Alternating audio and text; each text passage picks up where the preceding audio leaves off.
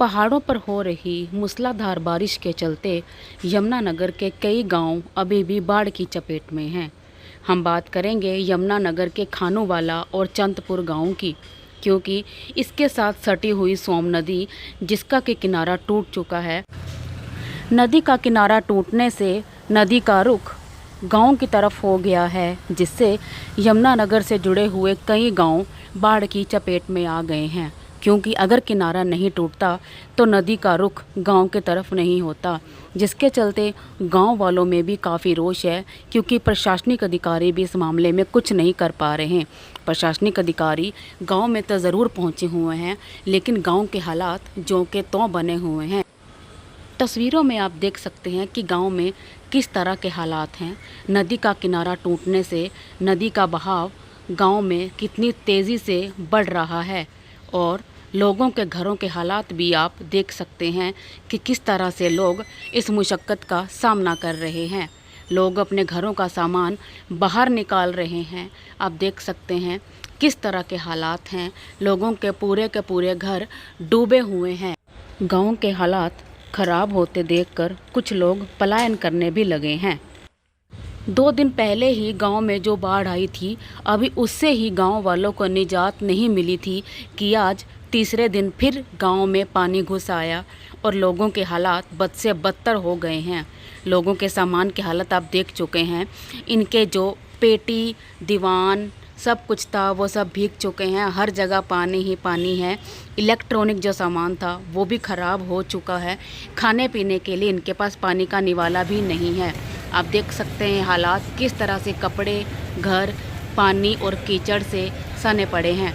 ऐसे में नज़ारा देखने में बहुत ही दुर्लभ लग रहा है, लेकिन जिस तरह के हालात से ये गांव वाले निकल रहे हैं, ऐसे में कुछ भी कह पाना मुश्किल होगा, क्योंकि ये परेशानी गांव वालों के लिए है जिनके घरों में पानी है, हर जगह पानी ही पानी है।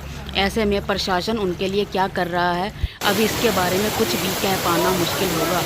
अगर हम बात करें जिस तरह से हालात गांव में है, खाने पीने की समस्या को दूर करने के लिए पड़ोस के साथ लगते हुए गांव के लोग गुरुद्वारों से लंगर लाकर इन गांव में खाना पीना पहुंचा रहे हैं, ताकि इनको खाने की समस्या ना हो। लेकिन अगर इस तरह से परेशानी बढ़ती रही तो ये खाना भी कब तक उपलब्ध होता रहेगा, इसके बारे में कुछ भी कह पाना मुश्किल होगा। दूसरे गांव से जुड़े युवा ट्रैक्टर में बैठकर इनके लिए खाने का प्रबंध कर रहे हैं। थैलियों में डालकर खाना गांव वालों को दिया जा रहा है। अब देख सकते हैं गांव वालों की जो फसल थी, जिसे हम धान की फसल कहते हैं, वो सारी की सारी कीचड़ से ख़राब हो चुकी है, उसमें पानी भर चुका है। ऐसे में ये लोग कहाँ अपना गुजारा कर पाएंगे, क्योंकि जो फसल थी वो ये आढ़ती को देकर अपना गुजारा करते हैं। लेकिन जिस तरह से ये हालात नज़र आ रहे हैं, ऐसे में कुछ भी कह पाना मुश्किल होगा, क्योंकि गांव में पानी लगातार बढ़ता जा रहा है। नदी का जो रुख है वो सारा का सारा गांव की ओर है, क्योंकि यहाँ से जुड़े हुए लगभग कई दर्जन गांव हैं जो इस पानी की चपेट में हैं। लोग कट्टे लगाकर पानी को रोकने का प्रयास तो कर रहे हैं, लेकिन पानी का बहाव इतना तेज़ है कि पानी रोके ही नहीं रुक रहा। मेरा नाम चरणजीत सिंह है जी। चरणजीत जी, माहौल क्या है गांव में? पानी काफ़ी 5-5 फीट पानी है, और ये चावल देख रहा हूँ ख़राब हो गए हैं। सर, ये जो चावल थे हमने सुखाने के लिए रखे हुए थे, ताकि पानी उतरेगा तो गांव वालों के काम आ जाएंगे। बट हुआ क्या, दोबारा फिर पानी आ गया एकदम, और ये सारा चावल, सारा जितना भी अनाज था, सारा ख़राब हो गया सर। कितना पानी आता है? पानी अप्रोक्सीमेट 4 से 5 फीट था सर। हालात क्या गांव में? पूरा नुकसान हुआ गांव में सर हालात ऐसे हैं कि इलेक्ट्रॉनिक अप्लाइंसेस तो कोई भी नहीं बचा। जैसे कि मेरे घर में ही टीवी, इन्वर्टर, फ्रिज, वो सारा ख़त्म हो चुका है सर। और साथ के गांव घर में तो ज़्यादा नुकसान है।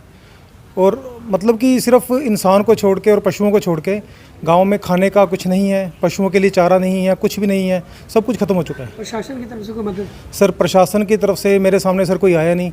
बाकी हाँ, गांव वाले, आसपास के गांव वाले, गुरुद्वारा साहिब वाले, वो आते हैं सर, खाना वगैरह अवेलेबल करवा देते हैं, बस वही है। सुबह 7 बजे से पानी आया हुआ है। हम लोग उठे ही थे तो इतनी देर में पानी आ गया। ना हमने सुबह से कुछ खाया ना पिया है। यहाँ पे बहुत सारे, अब जैसे ये मेरा भाई है, इसको डायबिटीज़ का इशू है। सुबह इंसुलिन चाहिए, सब कुछ चाहिए, खाना चाहिए, कोई अरेंजमेंट नहीं है। किसी गवर्नमेंट का कोई हेल्प नहीं है। आते सब बातें मारते हैं, फ़ोटो खिंचवा के चले जाते हैं। बट अभी तक कोई सपोर्ट होता है, कोई खाना भिजवा रहा है, कुछ भिजवा रहा है, जो भी आ रहा है गुरुद्वारे वगैरह से ही आ रहा है, गुरुद्वारा साहिब हो गया, आसपास के गांव से आ रहा है।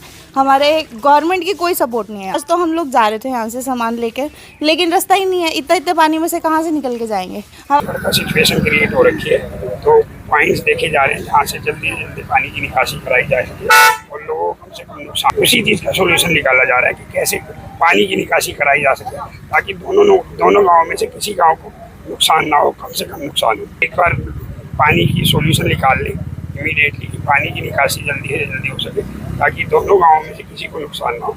उसके बाद फिर नुकसान की जितनी भी हुई है तो उन सबका सर्वे करवा के मुआवजा दें। मैडम मैं SI विनोद कुमार DRF से।